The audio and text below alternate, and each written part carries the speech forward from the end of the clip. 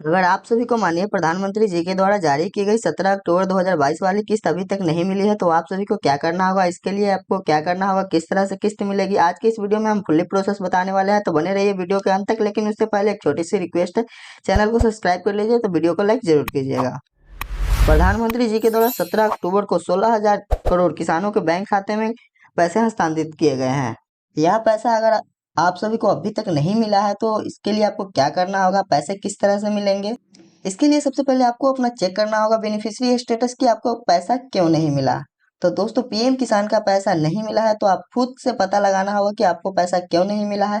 अगर आप लेखपाल या पटवारी या हेल्पलाइन नंबर से बात करते हैं तो मैं आपको बता दूं, ना ही पटवारी या हेल्पलाइन नंबर से बात करने के बाद आपको पैसा नहीं मिलता है, नहीं मिलेगा। और अगर आप पीएम किसान की जानकारी के लिए अगर लेखपाल के पास जाते हैं तो मैं आपको बता दूं कि वहां भी जाने के बाद आपको पैसा नहीं मिलेगा। इसके लिए आपको खुद से पता लगाना होगा कि आपका पैसा क्यों नहीं मिला, क्या प्रॉब्लम है, किस कारण से हमें पैसा नहीं मिला है। इसके लिए आपको खुद से चेक करना होगा और कुछ गलत हो तो उसे सुधार करवाना होगा, फिर उसके बाद आपका पैसा मिल जाएगा। सबसे पहले इसके लिए आपको पीएम किसान के ऑफिशियल वेबसाइट को ओपन कर लेना है।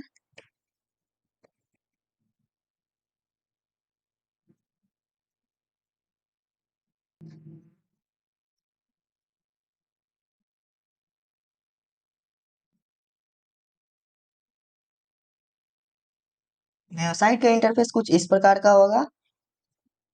यहाँ पे आपको एक ऑप्शन मिल जाता है बेनिफिशियरी स्टेटस का, इसे हमें ओपन कर लेना है।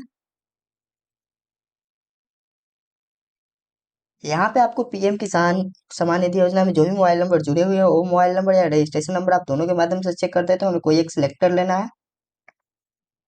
तो हम फिल कर लेते हैं। उसके बाद यहाँ पे कैप्चा फिल करके गेट डाटा पे क्लिक करना है।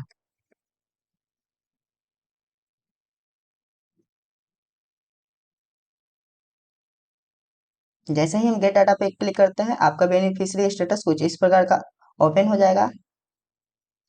लेकिन यहाँ पे कुछ बातें चेक करना बहुत ही महत्वपूर्ण है, इन्हीं की वजह से हमारे पैसे रुक जाते हैं।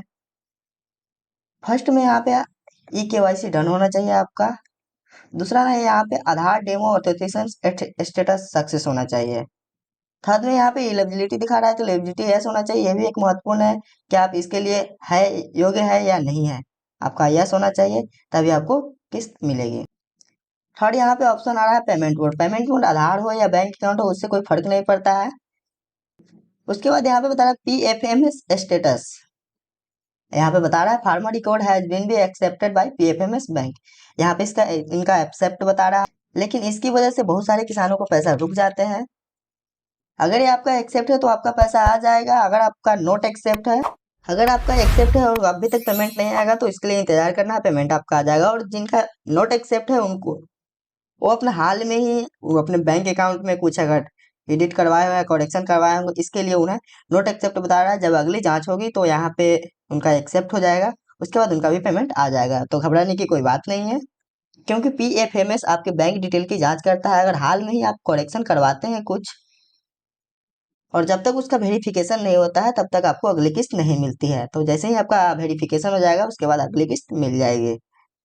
उसके बाद यहाँ पे एक ऑप्शन आ रहा है लैंड सीडिंग का। तो ये बहुत ही महत्वपूर्ण है, यहाँ पे यस होना चाहिए। अगर नो है तो आपका पेमेंट रुक जाएगा, नहीं है। लैंड स्टेटस का, लैंड सीडिंग का मतलब क्या होता है, लेखपाल, लेखपाल या पटवारी जब आपके वेरिफिकेशन, लैंड का मतलब जमीन का, जमीन का जब वेरिफिकेशन करते हैं और जिस समय वेरिफिकेशन हुआ था उस समय बहुत सारे किसान का छूट गया, नहीं हो पाया था वेरिफिकेशन, जिस कारण से बहुत सारे किसानों का पेमेंट रुक गया है। अगर यहाँ पे लैंड सीडिंग नो दिखा रहा है, अगर नो ऑप्शन आ रहा है, तो इसके लिए आपको अपने लेखपाल या पटवारी से बात करना होगा, मिलना होगा, लैंड वेरिफिकेशन करवाना होगा। लैंड वेरिफिकेशन होने के बाद जैसे ही लेखपाल के द्वारा लैंड वेरिफिकेशन हो जाएगा और आपका डिटेल को केंद्र में जैसे ही आगे भेजेंगे, केंद्र के पास पहुंचेगा, उसके बाद आपका पैसा आ जाएगा। ये बहुत ही महत्वपूर्ण है, इस कारण से बहुत सारे किसानों को पैसा रुक गया है, नहीं आया है। आपको बता दूं कि पीएम किसान का पैसा बिना किसी कारण का नहीं रुकता है।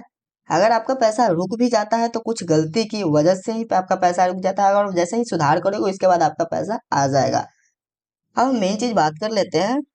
यहाँ पे देखने है कि आपको जो किस्त मिलने वाली है वो किस्त में क्या ऑप्शन शो कर रहा है। पे क्या स्टेटस शो कर रहा है, तो चाहे आपका किस्त जो भी हो, पहला दूसरा, यानी कि पहला से लेकर 12वां किस्त तक, आपका जो भी किस्त हो, पहला दूसरा 8वां 10वां 12वां, उसमें देखना है कि क्या लिखा आ रहा है।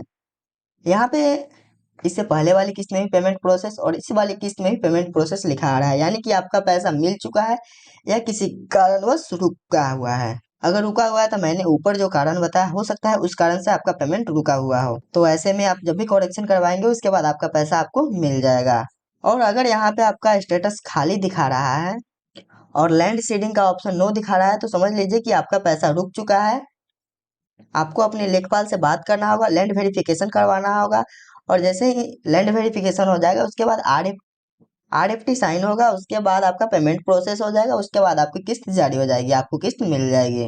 लैंड प्रॉब्लम जो है वो पटवारी से आप लोग सुधार करवा लेंगे। और यहाँ पे अगर यहाँ पे आपको वेटिंग फॉर अप्रूवल या आरएफटी दिखा रहा है, तो उन सभी किसानों को इंतजार करना होगा, क्योंकि उन सभी किसानों का पीएफएमएस बैंक में समस्या, पीएफएमएस बैंक नोट एब्सेंट दिखा रहा है, तो उन सभी किसानों को आधार एनपीसीआई से लिंक करवाना होगा और कुछ टाइम इंतजार करना होगा। जैसे ही आपकी जांच पूरी हो जाएगी, आपको पैसा मिल जाएगा। तो धैर्य बनाए रखिए, पीएम किसान का पैसा कभी बंद होता नहीं है, या किसी कारण वो रुक जाता है। तो आप सभी अपना स्टेटस चेक कर लें, और वीडियो पसंद आया हो तो वीडियो को लाइक जरूर कीजिएगा, और कोई प्रॉब्लम हो तो हमें कमेंट में कमेंट करके पूछ सकते हैं। तो फिर मिलते हैं नेक्स्ट वीडियो में, तब तक के लिए धन्यवाद।